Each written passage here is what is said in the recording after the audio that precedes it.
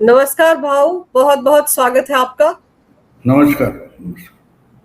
भाऊ, अभी एक दिन पहले जो 3 बाय इलेक्शंस हुए उनके रिजल्ट आए हैं। सबसे ज्यादा चर्चा बांकीपुर की हो रही है, जो सीट बीजेपी के पास 1995 से थी। वहां पर जो नतीजे आए हैं, पीके जिस तरह से चुनाव जीते हैं, क्या आपको लगता है कि सच में वहां पर जो वोटर है उनमें बीजेपी के प्रति बहुत नाराजगी है, बीजेपी के लिए खतरे की घंटी है? हाँ, नाराजगी तो है, वरना बीजेपी का गढ़ माना जाता था, तो नाराजगी तो है। लेकिन एक बात देखो, हमारे यहाँ क्या होता है, एनालिसिस करते वक्त लोग भूल जाते हैं कि अलग अलग पहलू होते हैं। जैसे कोई मसाला ले लो, गरम मसाला है या छोले मसाला है, या हमारा महाराष्ट्र का कोई घाटी मसाला है, कोकणी मसाला है बोलते, तो उसमें पचासों चीजें पड़ती है। नहीं नहीं, ये दालचीनी का कारण इसका स्वाद ऐसा है, या तो लवंग के कारण है, ऐसा नहीं होता। वो सारे मसाले होते, उसका जो प्रमाण होता है, औसत होता है, वो कम ज्यादा होता है। तो नाराजगी तो है, ये कोई नाकार नहीं सकता। लेकिन बहुत सारी चीजें और भी होती है। पहली तो बात यह है कि ये बायपोल था, उपचुनाव था। उपचुनाव जो होता है, वो उपचुनाव उस इलाके का एमएलए, एमपी या कारपोरेटर चुनता है। उससे पॉलिटिकल सिस्टम जो है, जो व्यवस्था है, उसमें कोई फर्क नहीं पड़ेगा। मैं आपको 2-3 उदाहरण दूंगा कि जो 1970 में जब मुंबई में कम्युनिस्ट के एमएलए थे कृष्णा देसाई, उनकी मर्डर हो गई थी, और इसलिए 6 महीने बाद वहां बाई इलेक्शन हो गया। उस मर्डर का आरोप शिवसेना पर था, तो शिवसेना उधर वो चुनाव लड़ी। शिवसेना 4 साल की थी उस वक्त। तो कम्युनिस्ट पार्टी ने कृष्णा देसाई की पत्नी जो थी सरोजिनी देसाई, उसको चुनाव में उम्मीदवार किया, और पूरे के पूरे अपोजिशन ने सरोजिनी देसाई का सपोर्ट किया था। यहां तक कि कांग्रेस ने भी सपोर्ट किया था। और मुझे याद है कि कांग्रेस के उस समय के मुख्यमंत्री, टेम्पररी मुख्यमंत्री थे शंकरराव चौहान, वो भी सरोजिनी देसाई के प्रचार के लिए आए थे। अकेली उस वक्त की बीजेपी यानी जनसंघ ने शिवसेना को सपोर्ट किया था, और 20,000 के फर्क से शिवसेना का कैंडिडेट जीत गया था। तो जल्लोष हो गया। मैं भी 1-2 साल का पत्रकार था, बिल्कुल यंग लड़का था, तो हम तो एक्साइट हुए थे। अब तो ये पलटाव शुरू हो गया, एक नई पार्टी आ गई, 4 साल की थी शिवसेना।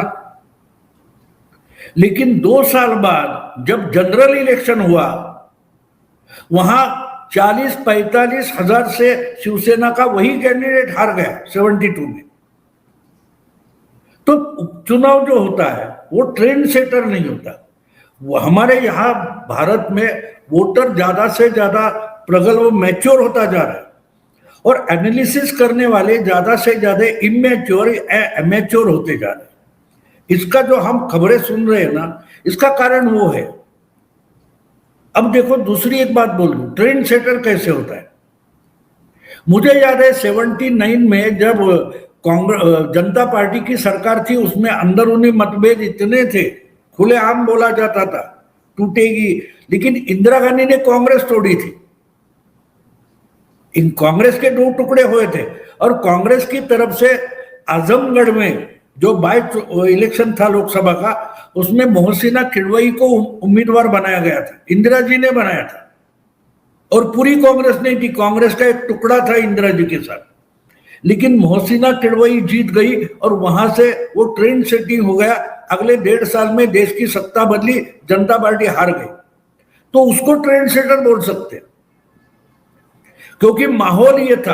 आज आप ये नहीं बोल सकते कि बिहार में या देश में ऐसा कुछ माहौल है कि बस मोदी के खिलाफ या भाजपा के खिलाफ ये हो गया, ऐसा नहीं है। आपको और एक बात बोल दूं कि 2017 में जब विधानसभा बिहार का, उत्तर प्रदेश का चुनाव हो गया, तो योगी जी मुख्यमंत्री बनाए गए, केशव प्रसाद मौर्य उप मुख्यमंत्री बनाए गए। वो तो दोनों एमपी थे, उन्होंने जगह छोड़ दी। 6 महीने के बाद वो दोनों सीटों पर समाजवादी उम्मीदवार चुनकर आ गया। लेकिन 19 के चुनाव में 2 साल बाद वो दोनों हार गए, फिर बीजेपी जीत गई। तो ट्रेंड सेटर उपचुनाव को नहीं जीत सकते।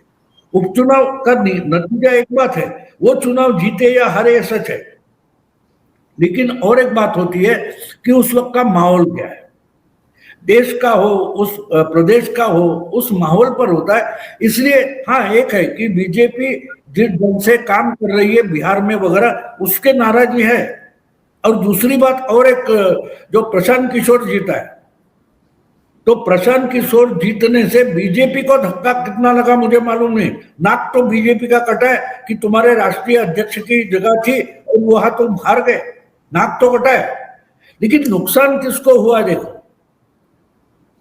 वहां दूसरे नंबर पर आरजेडी थी, वो डिपॉजिट भी चला गया उनका, वोटिंग परसेंटेज कम हुआ है, कम से कम 20-35% कम हो गया वोटिंग। तो ये सारे फैक्टर होते हैं। तो इससे, लेकिन एक बात है कि इससे एक ट्रेंड दिखाई दे रहा है। वो ट्रेंड ऐसा है कि बीजेपी अब इस देश में सेंट्रल पार्टी, बड़ी पार्टी बनकर 25-30 साल रहेगी, ये वोटर ने मान लिया। और इसके लिए अगर बीजेपी को अच्छा अपोजिशन चाहिए, विपक्ष चाहिए, तो वो बनाना पड़ेगा, ये वोटर ने मान लिया है। और इसलिए वोटर ने तय किया है कि हम नया विपक्ष बनाएंगे। ये सारे विपक्ष नालायक हैं। देखो, महाराष्ट्र में उद्धव की पार्टी, शरद पवार की पार्टी, पंजाब में अकाली, बंगाल, बिहार में आरजेडी, ये सब पार्टियां एक एक करके जा रही है। लोग उनको बीजेपी का अल्टरनेटिव नहीं मानते, विकल्प नहीं मानते। ये ट्रेंड है, ये एस्टेब्लिश हो गया। तो शायद जनसुराज पार्टी बिहार में 2 नंबर की पार्टी बन सकती है। ये इससे हमको निष्कर्ष निचोड़ निकालना पड़ेगा। अगर नहीं निकाला तो नहीं, मत सोचो, कोई बात नहीं। लेकिन विपक्ष का आकार वोटर निर्माण कर रहे हैं। जैसे कांग्रेस को कोई हरा नहीं सकता, जनता पार्टी फंस गई, फिर अलग अलग गठबंधन फंस गए, एसवीडी गवर्नमेंट बनी। तो इससे आहिस्ता आहिस्ता लोगों ने बीजेपी को अपोजिशन पार्टी विकल्प के तौर पर लिया और वो सेंट्रल पार्टी बन गई। आज मेनस्ट्रीम पार्टी कौन सी है? बीजेपी है। लेकिन वो एक समय था 2-3 राज्यों में क्षेत्रीय पार्टी थी ना, मध्य प्रदेश हो, हिमाचल हो, या क्या बोलते राजस्थान हो, महाराष्ट्र या गुजरात में बीजेपी थी ही नहीं। 10-12 एमएलए वगैरह होते थे। तो उन्होंने, लीडरशिप ने तय किया कि हमको बड़ी पार्टी बननी है, राष्ट्रीय पार्टी बननी है। उन्होंने प्रयास किए, लोगों ने उनको मदद की, हो गई। तो इसलिए मैं मानता हूं कि लोगों ने तय किया कि अब कांग्रेस के बारे में कोई होप नहीं है। कांग्रेस बीजेपी को दिखाई दे रहा है अलग अलग राज्यों में है, इसलिए इतनी सीटें आती है, लेकिन कांग्रेस बस हो गया। जैसे तमिलनाडु में हमने वो थलपति विजय को आते हुए देखा। ये डीएमके अन्ना डीएमके बहुत हो गया। अब हमको रियल अपोजिशन या डीएमके की या द्रविड़ राजनीति को चैलेंज देने वाला कोई चाहिए। तो कोई खड़ा नहीं हो रहा था, तो उन्होंने नई पार्टी को चांस दिया। तो ये समझना जरूरी होता है। बस ये जीता वो हारा, वो बात सीधी है, लेकिन उससे भी बहुत कुछ निकलता है, वो समझना, एनालिसिस होता है।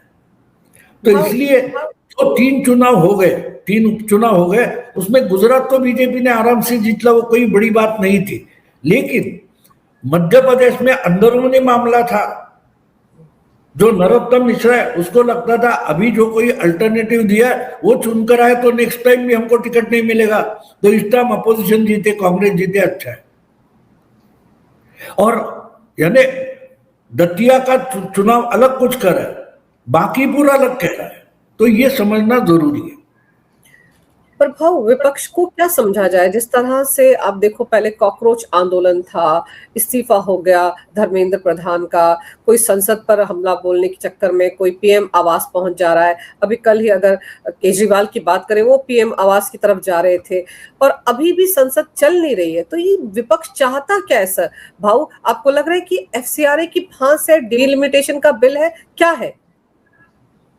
नहीं, एफसीआरए को तो करना ही चाहिए था, क्योंकि जो फॉरेन फंडिंग से यहाँ आंदोलन चल रहे हैं, उनको रोकना है तो एफसीआरए और स्ट्रांग करना चाहिए, वो तो नहीं। लेकिन अपोजिशन की जो राजनीति है वो समझ नहीं रहे क्या करें। उनको चुनाव जीतना है, लेकिन हर बार चुनाव हार जाते हैं, क्योंकि आपकी पार्टियां सिर्फ मीडिया में चल रही है, जमीन पर है कहां? जमीन पर तो पार्टियां नहीं है। मीडिया में जोर शोर से, अभी कॉकरोच आंदोलन भी मीडिया में चला है, 4 दिन में खत्म हो जाएगा। अगर ये लोग एक एक करके, ये अभिजीत दिपके या कौन है सौरभ, उसके पीछे जाकर खड़े हो गए तो पता चलता है इन्होंने होप छोड़ दिया। हम अपने बलबूते पर बीजेपी को नहीं हरा सकते, बस समय आएगा तो चुनाव लड़ेंगे, हार जाएंगे, कोई बात नहीं। तो इस ढंग से विपक्ष की राजनीति नहीं चलती। देखो, एक समय था, हमने देखा है, नेहरू हो, इंदिरा जी हो, उनके जमाने में हमने देखा है कि विपक्ष के लोग बहुत कम होते थे पार्लियामेंट में, लेकिन वो जब बोलने लगते थे तो प्राइम मिनिस्टर भी चुपचाप अपने जगह पर बैठकर सुनता था। वो सरकार को घेरते थे, मुद्दों पर घेरते थे, तमाशा नहीं करते थे। ये लोग तमाशा करते हैं कि भाई मैं मीडिया के कैमरे में कैच हो जाऊं, बाकी परिणाम होने से कोई मतलब नहीं। अब अगर हम लगातार बिहार बंगाल के चुनाव के नतीजे देखें, या आज जो कुछ हुआ है नेपाल में वो देखें, तो पता चलेगा कि ये कॉकरोच आंदोलन का इंपैक्ट कितना हो सकता है। नेपाल तो छोटा देश है, वहां कॉकरोच आंदोलन, जिसको आजकल कॉकरोच बोलते हैं, कुछ महीने पहले उसको जिंजी बोलते थे, तो उसका परिणाम क्या होता है वो हमारा पड़ोसी नेपाल में लोग देख रहे हैं। हमारे यहाँ लोग बुद्धू नहीं है, वो समझते हैं। हाँ, मीडिया वाले समझते नहीं, इंटेलेक्चुअल समझते नहीं, आम आदमी जल्दी समझता है। और इसका कारण ये है कि आम आदमी को भुगतना पड़ता है। नोएडा के एसी में बैठे हुए या गाजियाबाद के टावर में रहने वाले लोग हैं ना, उनको ये समझ में नहीं आता। परिणाम जिसको भुगतने पड़ते उसको समझता है कि अरे नेपाल में क्या हो रहा है, क्यों हो रहा है। ये जेएनजी के बहकावे में आकर हमने सरकार और देश का नुकसान किया। वो वापस हिंदू राष्ट्र बनाना चाहते, समझ रहे हो उसका कुछ मतलब। अगर ये हमारे यहाँ पॉलिटिकल एनालिसिस करने वाले के दिमाग में नहीं आ रहा है तो वो पॉलिटिकल एनालिस्ट नहीं है। आपको समझना पड़ता है कि जनमानस में क्या आंदोलन चल रहे। कैमरा में पकड़ा हुआ जो आंदोलन है उससे भी ज्यादा भयंकर आंदोलन जनमानस के अंदर होता है। बिहार बंगाल में जो चल रहा था वो ना हमारा मीडिया पकड़ रहा था, ना ममता पकड़ रही थी, ना पॉलिटिशियन पकड़ रहे थे। वो कितना भयंकर आंदोलन था कि ममता की 15 साल की पार्टी पूरा सुपड़ा साफ कर दिया, पार्टी तक बची नहीं। तो वो आंदोलन होता है, वो आंदोलन दिखाई नहीं देता, वो ज्वालामुखी जैसे फट जाता है। हम समुद्र की सतह पर जो लहरें निकलती है उसको आंदोलन समझते, वो आंदोलन नहीं होता। वो गहरे जगह समुद्र से जब ज्वालामुखी फटता है वो आंदोलन होता है। और हम देख रहे हैं क्या हो रहा है। तो ये बांकीपुर वगैरह हुआ है या कॉकरोच आंदोलन हुआ है, क्या कॉकरोच आंदोलन से निकला है? कुछ नहीं निकला है, कुछ नहीं है। अब जो बच्चे नाच रहे थे, पिकनिक करने आए थे बच्चे, ये सारे बच्चे पिकनिक करने आए थे। आंदोलन का मतलब गुस्सा होता है। और वो हिंसा दिखाने के लिए जो भाड़े का टट्टू लाए गए जिन्होंने हिंसा की है, ऐसे कुछ 2800 लोगों पर एफआईआर दर्ज है। तो सुप्रीम कोर्ट ने बोला नहीं नहीं नहीं नहीं नहीं, जिनका रिकॉर्ड है उनको तो एफआईआर रहेगा। तो ये तो निकल जाएंगे, लेकिन इनके साथ साथ घसीटे जाने वाले कुछ बच्चे भी हैं, वो अभी डरे हुए। उनके माँ बाप अगले आंदोलन में इनको घर से बाहर तक नहीं निकलने देंगे। ये बात समझना है तो वो समझनी पड़ती है कि एक बात हो जाती है लेकिन परिणाम भी देखने पड़ते हैं, लॉन्ग टर्म जाते हैं। देखो, बांग्लादेश में जो कुछ हुआ था वो सब मजाक उड़ा रहे थे, लेकिन मैं तब से बोल रहा था कि इससे भारत में हिंदुत्व की लहर आ जाएगी। हरियाणा के चुनाव के पहले मैंने बोला था, और हरियाणा से शुरू हुआ, बंगाल तक पहुंचा है। अब सोचो जरा कि पूरे उत्तर प्रदेश से सटा हुआ नेपाल है, और वहां जो हिंदू मुस्लिम दंगे शुरू हुए, वो ज्यादा से ज्यादा एरिया ये उत्तर प्रदेश की बॉर्डर से सटा हुआ है।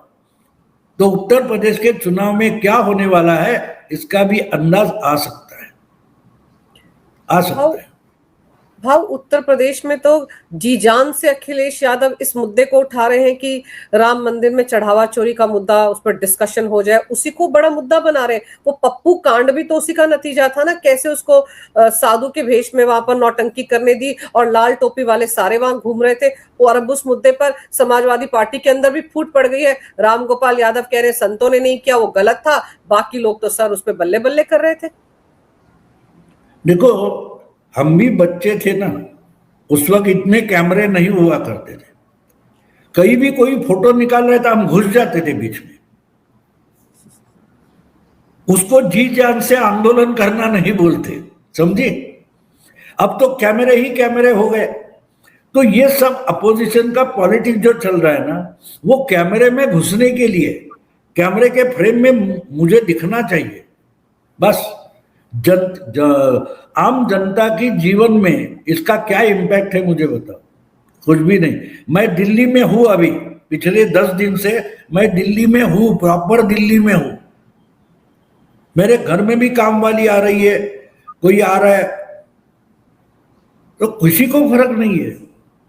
तो क्या आंदोलन हुआ? तो मीडिया में आंदोलन है ना, मीडिया में तो बड़ा बवाल है। लेकिन आम जीवन में दिल्ली के कितना परिणाम है, ये देखना पड़ता है।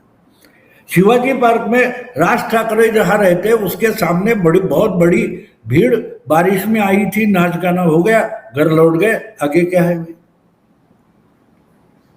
आगे क्या है? मुझे बुरा इसलिए लगा कि जब शिवसेना पूरे मुंबई से निकलकर महाराष्ट्र में फैल रही थी, तब शिवसेना का मुखपत्र माउथ पीस मार्मिक जो था, उसका मैं कार्यकारी संपादक था। मैं जब कार्यकारी संपादक बना सितंबर 1985, तो शिवसेना मुंबई, ठाणे, कल्याण तक थी। और जब मैं निकल गया 4 साल बाद मार्मिक छोड़कर, तब महाराष्ट्र में पूरी फैली हुई थी। तो वो 4 साल थे जिसने शिवसेना पूरे महाराष्ट्र में फैली। तो कैसे फैली, क्यों फैली, ये मैंने नजदीकी से देखा है, मैंने पढ़ा नहीं है, मैंने वो लिखा है, और शिवसेना के मुखपत्र में ही लिखा है। शिवसेना महाराष्ट्र में नहीं गई, महाराष्ट्र शिवसेना में आया, ऐसा आर्टिकल मैंने मार्मिक में लिखा था। वो ही वारिस आज बाला साहब के, अगर वो अभिजीत दीपके पे पीछे दौड़ने लगे तो मुझे बुरा लगता है। हाँ। बुरा लगता है। मुझे याद है उस वक्त, यानी शिवसेना ने मुंबई कॉरपोरेशन जीत लिया था, उसके कुछ महीने पहले मुंबई में शिवसेना का सुपड़ा साफ हुआ था। दिसंबर में लोकसभा का चुनाव हुआ था 84 का।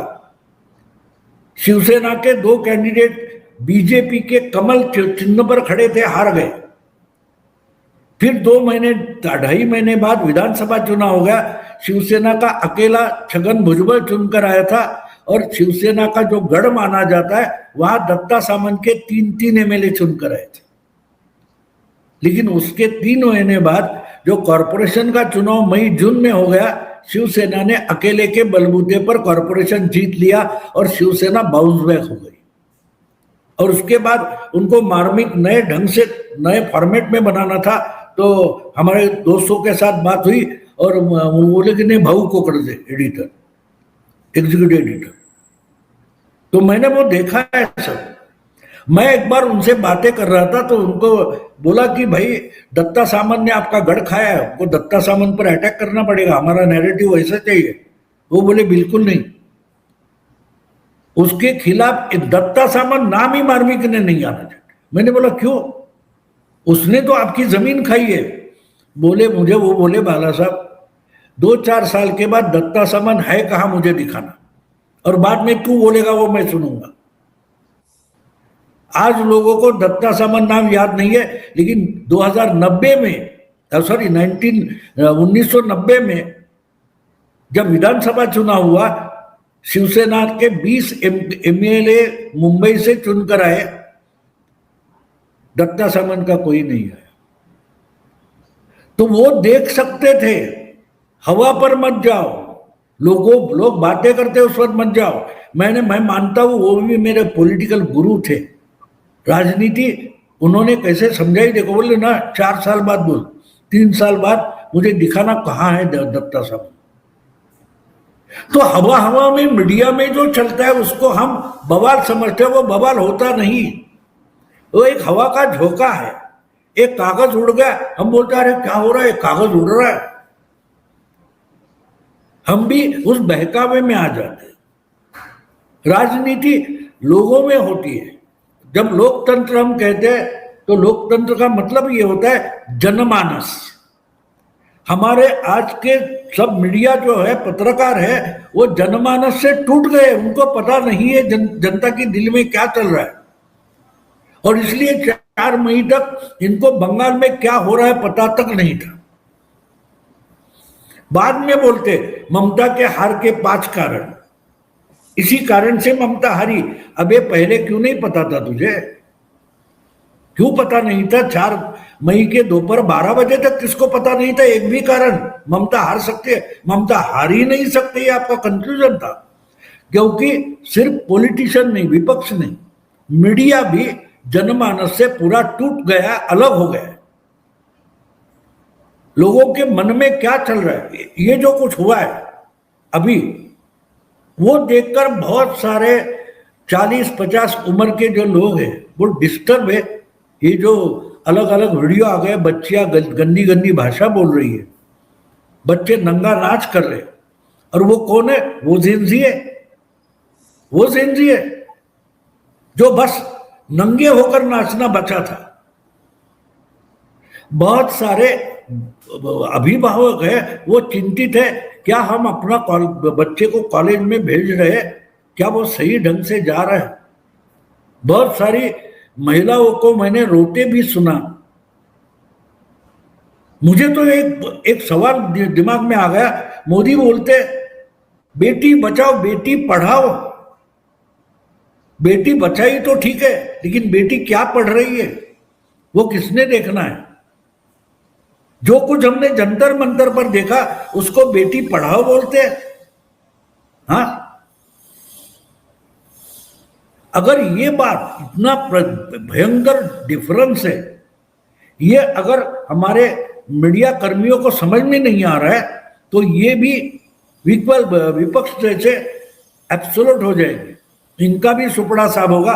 ऑलरेडी मैंने सुना एक बड़ा इंडिया टुडे जैसा मीडिया हाउस है, 120 लोगों की छटनी हुई, फिर भी अक्ल नहीं आ रही है। आपका रेवेन्यू मॉडल कोलैप्स हुआ है क्योंकि लोगों ने आपकी तरफ पीठ की है, लोग आपको अनदेखा करने लगे। क्योंकि आप ये नंगा नाच है, इसको ही स्टूडेंट मूवमेंट बोल रहे हो। जिस ढंग की भाषा वो बच्ची बोल रही थी, वो मेला था, पिकनिक स्पॉट बन गया था। कभी अन्याय होता है तो गुस्सा आता है, जल्लोष नहीं होता। जो चल रहा था वो जल्लोष था। आम जनता इसको जल्लोष मानती है। तो तुम अपनी भाषा में कुछ भी मीडिया में बातें करते रहो, लोग नहीं सुनेंगे, तो इसका परिणाम आ जाता है। भाऊ आप बिल्कुल ठीक कह रहे हैं, क्योंकि जैसे जैसे ये माना जा रहा है कि राजनेता जो है वो जनता से दूर हो रहे हैं, तो मीडिया भी जनता से दूर हो रहा है। वो जनता की नब्ज पकड़ नहीं पा रहा है ना, वो समझ नहीं पा रहे कि हकीकत में चल क्या रहा है। वो भी ऊपर ऊपर से एक नैरेटिव सेट करने की कोशिश करते हैं, और बाद में फिर जैसे आपने बताया कि एक चैनल के इतने सारे लोगों को निकाला गया, तो इसीलिए निकाला गया ना क्योंकि लोग उनको देख नहीं रहे हैं। तो लोगों की नब्ज पकड़ना दोनों के लिए बहुत जरूरी है, राजनेताओं के लिए भी और मीडिया के लिए भी। भाऊ आपने समय निकाला, बहुत विस्तार से इस विषय पर बहुत अहम जानकारी मेरे दर्शकों को दी। आपका बहुत बहुत धन्यवाद। नमस्कार।